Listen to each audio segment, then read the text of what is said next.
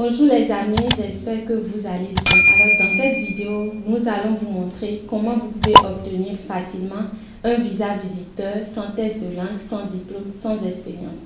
Donc vous allez vous dire que vous êtes déjà tombé sur des vidéos qui ont ces titres-là, mais vous suivez jusqu'à la fin, mais vous n'avez pas une idée vraiment spéciale de la chose. Donc ne pensez pas que c'est aussi le cas. Donc nous vous prions de suivre la vidéo jusqu'à la fin parce que vous aurez vraiment une idée spéciale. Bonjour et bienvenue sur notre chaîne. Si c'est pour la première fois que vous nous découvrez, nous parlons ici de l'immigration légale vers les États-Unis, le Canada. Nous parlons également de beaucoup d'autres programmes, des programmes de stage, d'études et de travail à l'étranger. Donc n'hésitez pas à vous abonner à notre chaîne, d'activer la cloche de notification pour ne pas manquer nos contenus. Alors, l'idée que nous avons à partager avec vous est comment obtenir un visa visiteur pour le Canada et ce très facilement. Donc, vous avez besoin de quoi? Vous avez besoin de 3 choses très importantes. Donc, la première chose, c'est un passeport d'une validité d'au moins 1 an. Vous avez besoin ensuite d'un compte bancaire. Donc, si vous n'avez pas un compte bancaire, vous pouvez en créer. Et troisièmement, vous avez besoin d'une réservation dans un hôtel au Canada. Donc, vous choisissez un hôtel qui peut vous rembourser au cas où vous ne venez pas au Canada à la date prévue. Donc, voilà les 3 premières choses dont vous avez besoin. Donc, une fois que vous avez ces choses-là, vous allez maintenant soumettre votre demande sur le site du gouvernement canadien.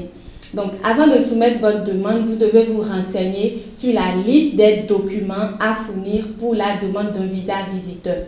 Donc, pour la liste de ces documents, vous pouvez vous rapprocher de l'ambassade de votre pays. S'il n'y a pas d'ambassade dans votre pays, vous vous rapprochez de l'ambassade le plus proche de votre pays pour avoir la liste de ces documents. Donc, une fois que vous avez la liste de ces documents, vous apprêtez $100, vous allez sur le site du gouvernement canadien. Vous versez ces $100 sur le site et puis vous soumettez votre demande. Donc, après la soumission de votre demande, vous attendez 30 jours pour avoir l'accusé-réception. Si vous n'avez pas l'accusé-réception, après les 30 jours, vous pouvez effectuer une réclamation. Donc, la suite, ce sera quoi? La suite, ce sera un refus ou une acceptation de visa. Donc, si vous voulez vraiment une acceptation, vous devez beaucoup miser sur les preuves. Sur les moyens financiers que vous avez. Donc, vous avez des biens, donc quels que soient les biens que vous avez, soyez sûr que ces biens sont en vos noms, que vous avez des preuves. Vous comprenez? Donc, si vous devez également recevoir une lettre d'invitation d'un parent, d'un familier, d'un proche depuis le Canada, ce proche aussi, il doit fournir votre garant financier, il doit fournir les preuves qu'il a la capacité de subvenir à vos besoins. Vous comprenez? Donc, voilà les étapes.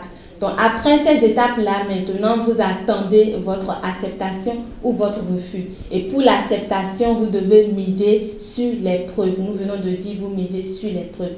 Maintenant, en ce qui concerne le délai de traitement des visas, nous avons eu à montrer ici comment vous pouvez vérifier le délai de traitement du visa visiteur indépendamment de votre pays. Néanmoins, nous allons partager notre écran avec vous quelques secondes pour vous montrer comment ça se fait. Voilà, mais juste avant de partager l'écran avec vous, nous allons continuer dans notre développement. Donc, une fois que vous avez soumis votre demande et tout ça, vous recevez alors la suite que vous pouvez venir maintenant pour les données biométriques. Alors là, vous êtes une personne chanceuse. Ce n'est plus un refus, mais une acceptation. Cela prouve que vous évoluez dans votre procédure. Donc, une fois que vous avez fourni les données biométriques et tout, vous avez votre visa. Le visa visiteur, ça peut être un visa de 3 mois ou de 6 mois. On ne sait pas le délai qu'on va vous donner. Mais avant de partir, vous devez déjà préparer votre curriculum vitae, votre lettre de motivation. Donc, ces documents-là, prenez le soin de ne pas les avoir en version papier dans vos effets. Vous comprenez? Parce que vous avez pu convaincre l'agent d'immigration, vous lui avez montré que oui, vous allez au Canada temporairement, mais vous allez revenir encore dans votre pays. Donc, il ne faudrait pas qu'on retrouve sur vous des documents qui prouvent ou qui montrent peut-être le contraire de vos dires. Vous comprenez? Donc, vous stockez ces documents-là dans votre compte Gmail où vous voyez comment vous pouvez les stocker, mais ne les gardez pas en version papier sur vous. Donc, une fois au Canada maintenant, dans les 3 mois ou les 6 mois qui vous ont été donnés, vous pouvez cibler des entreprises. Donc, vous allez dans les entreprises, vous proposez vos compétences, vous proposez votre statut. Donc, vous entendez avec ces employeurs-là, mais vous leur expliquez que vous retournez dans votre pays, mais que vous espérez recevoir une lettre d'emploi de la part de ces employeurs-là. Donc, dans ces 3 mois ou 6 mois, vous préparez le territoire. Donc, vous immigrez vous voyagez en tant que visiteur vers le Canada, mais au même moment, vous en profitez pour préparer votre territoire. Donc, les amis, vous voyez que c'est vraiment facile, vous pouvez vous y prendre, mais si vous avez des difficultés dans les procédures, comment évoluer, nous sommes là pour vous aider. N'hésitez pas à nous contacter via notre email dans la barre de description. Les amis, nous sommes sur le site du gouvernement canadien, comme vous le voyez. Donc, vérifiez les délais de traitement pour le visa visiteur. Donc, quel type de demande présentez-vous? Nous allons choisir, il s'agit de résidence temporaire. Voilà. Donc, quel type de demande de résidence temporaire vous demandez? Visa visiteur de l'étranger. Et après ça, vous sélectionnez le pays. Donc, nous allons prendre comme exemple ici l'Algérie. Voilà, donc voilà le délai de traitement. Voilà, pour l'Algérie, vous avez 164 jours, vous voyez. Donc, c'est comme ça vous allez procéder, quel que soit votre pays. Il suffit juste de cocher, vous choisissez le pays, voilà le délai de traitement et vous avez le résultat. Donc, vous allez constater que la dernière mise à jour, c'était le 29 décembre 2022. Donc, c'est récent. Toutes ces informations sur le site du gouvernement canadien, c'est fiable. Nous allons mettre également le lien dans la barre de description pour ceux qui veulent vérifier les délais de traitement. N'hésitez pas à le faire.